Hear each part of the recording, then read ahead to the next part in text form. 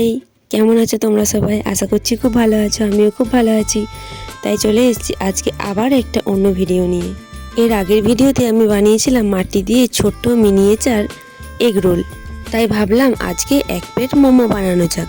তাই দেখো মাটি নিয়ে বসে পড়েছি মোমো বানানোর জন্য। তাই দেখো একইভাবে একটা ছোট্ট প্লেট বানিয়ে নিয়েছি। এরপর আমি ছোট্ট ছোট্ট মাটির টুকরো করে মোমোগুলি বানিয়ে নেব।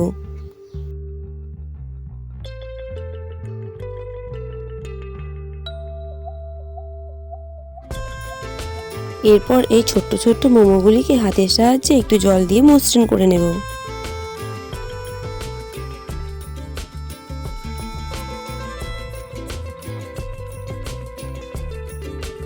এরপর এই টুলসটির সাহায্যে মোমোর গায়ে দাগগুলি করে নেব, ঠিক যেমনটা মোমো হয়। আসলে মোমো তো ভাঁজ করতে হয়, ভাঁজ করলে একটা দাগ হয়, সেরকমটাই বানিয়ে নেব। এরপর আমি বানিয়ে নেব একটা ছোট্ট বাটি। এই বাটিতে আমি রাখবো সস।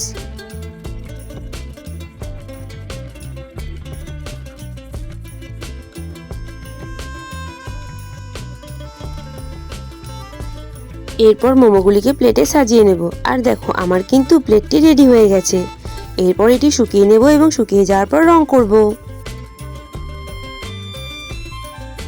সব জিনিসগুলিতে প্রথমে আমি প্রাইমার করে নেব এবং প্রাইমার করার পর আমি অন্য কালারগুলি করব।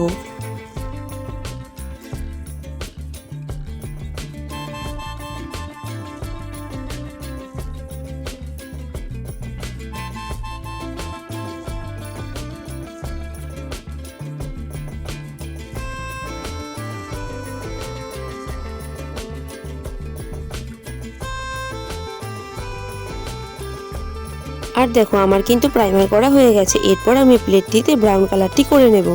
আগের দিনের প্লেটটিতে আমি কালো কালারটি করেছিলাম, তাই ভাবলাম চলো আজকে ব্রাউন কালারটা করে দেখি কেমন লাগে।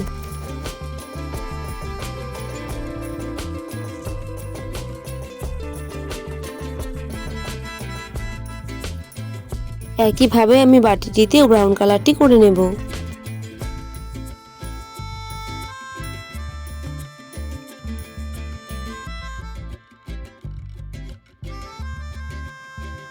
আর দেখো প্লেটটি এবং বাটিটি কিন্তু রং করা হয়ে গেছে। এরপর আমি মোমোগুলিতে সাদা রংটি আরও একবার করে নেব। মোমো যেহেতু সাদাই হয় তাই আমি এখানে সাদা রংটি করে রেখেছি।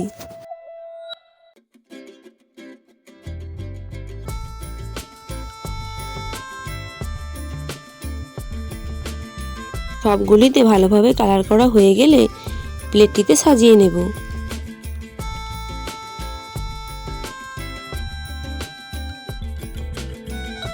আর দেখো মোমোগুলিতে আমি একটু আঠা দিয়ে প্লেটটির সাথে আটকে দিচ্ছি, তাহলে কিন্তু সেগুলি পড়ে যাবে না।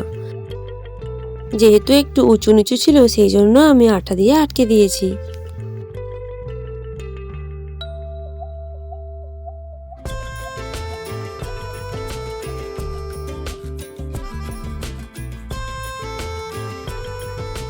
দেখো আমার কিন্তু মোমোর প্লেট রেডি হয়ে গেছে। এরপর আমি সসটি করে নেব।